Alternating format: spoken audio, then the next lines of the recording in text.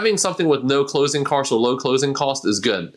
And the way that it works is like this. When you take a lower interest rate, we're making less money on the back end. And what that means is when you're making your mortgage payment, we're not getting a higher interest rate of return when you're making those payments. So when you buy down the interest rate, we're charging you upfront points or no points in order to get you that lower interest rate. However, if you need your closing costs paid for, we can roll in the closing cost by giving you a higher interest rate. Using that higher interest rate, we're able to make more when you're making your mortgage payments, and in return, we're paying for part of your closing costs. So that's called a lender credit. Now, the way that we want to weigh this all out to see if it's going to be something that's good for you in your specific situation is we want to look at how much interest you're going to pay over the life of the loan, or how long you plan on keeping it. Someone that only have like 1 or 2 year orders, or maybe they're only relocated into an area for training for a short period of time, you may not want to spend too much on closing costs because you're not going to recoup that cost. That initial investment versus the